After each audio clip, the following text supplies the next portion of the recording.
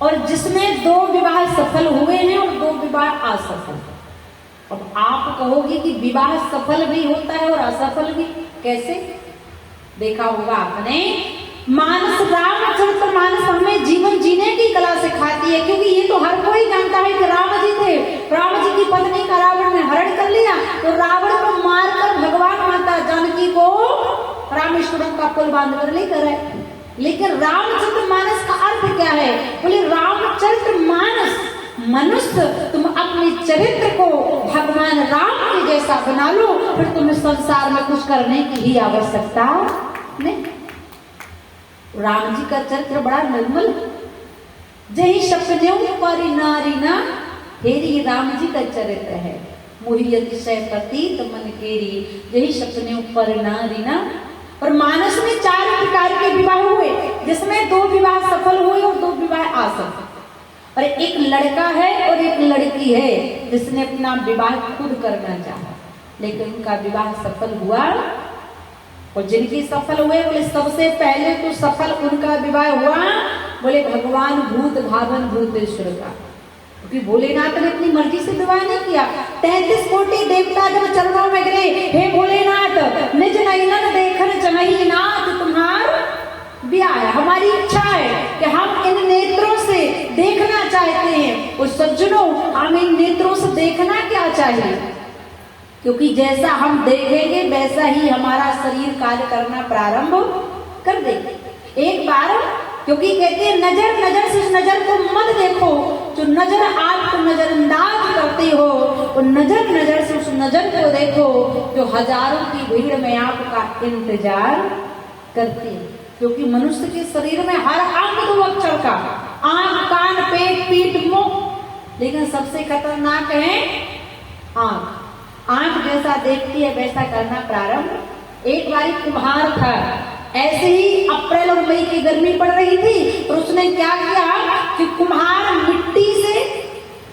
मिट्टी को गूंथ करके चिलम बनाने लगा। चिलम समझते हैं ना? अब मिट्टी को गूंथ के जब चिलम बनाई तो उसकी पत्नी देख रही थी। पत्नी ने देखा कि मेरे जो पति हैं वो चिलम बना रहे हैं, और जब चिलम में के अंदर तंबाकू जाएगी, इसमें आग लगाई जाएगी, तो ये चिलम भी जलेगी, और जो इसको पिएगा तो उसकी छाती भी तो जलेगी ना। पत्नी को ये बात अच्छी नहीं लगी। पत्नी ने कहा, हे स्वामी एक काम कीजिए, आप इस मिट्टी से चिलम मत बनाइए। बोले क्या बनाए? एक काम कीजिए ना पतिदेव, इस मिट्टी से आप चिलम बनाएंगे तो लाखों के भगवान के भक्त जो होंगे वो अपने आप नष्ट हो जाएंगे, फेफड़ा खराब हो जाएगा, किडनी लीवर खराब हो जाएगा। तो एक काम कीजिए ना, लाखों घर तबाह हो जाएंगे, इससे अच्छा आप एक काम करो, इस मिट्टी से सुराही बना दो। इसमें पानी भरा रहेगा तो स्वयं में ठंडी रहेगी, और जो इसका जल पान करेगा तो उसकी छाती भी ठंडी रहेगी। पति को इतनी अच्छी बात लगी पत्नी की कि उसने चिलम को तुरंत मिटा दिया, और मिटाने के बाद उसको सुराही में परिवर्तित कर दिया। अब देखने लगा कुम्हार कि पहले मैं चिलम बना रहा था, लेकिन अब मैंने सुराही बना। पूछने लगा, बहन मिट्टी कैसा लग रहा है? अब मैंने तुम्हें सुराही बना दिया, पहले चिलम बना रहा था। मिट्टी कहने लगी, भैया हे भैया कुम्हार, तेरा तो विचार ही बदला है, लेकिन तूने तो मेरा सारा जीवन ही बदल दिया। पहले लाखों घरों को तबाह करती, अब लाखों के हृदय को पवित्र करूंगी। क्या सोचा? ये नेत्र बड़े भगवान ने शरीर पर उसको समझ कर बनाए, लेकिन सबसे खतरनाक है नेत्र, और उसके बाद खतरनाक है जीव। लेकिन देवताओं ने कहा कि निज नयन देखन चाहि नाथ तुम्हार विवाह। तो 33 कोटि देवताओं ने जब भगवान भोलेनाथ से प्रार्थना करी, हमें आपका विवाह देखना है, हमारी इच्छा पूरी करो, तो भोलेनाथ तैयार हो गए, और भोलेनाथ ने पार्वती जी से विवाह कर लिया। बोले गौरी शंकर भगवान की। तो भगवान का विवाह सफल हो गया। अब दूसरा विवाह बोले भगवान राम का हुआ, क्योंकि राम जी का विवाह खुद राम जी ने नहीं किया, विश्वस्य सह मित्रः सह विश्वामित्रः, राम जी का विवाह करवाने वाले थे विश्वामित्र जी महाराज, विश्व के मित्र।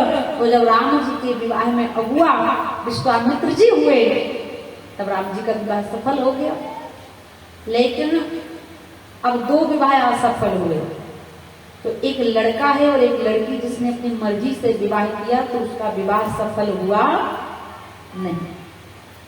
और वो कौन है लड़की, पता है किसी जिसने अपनी मर्जी से विवाह करना चाहा?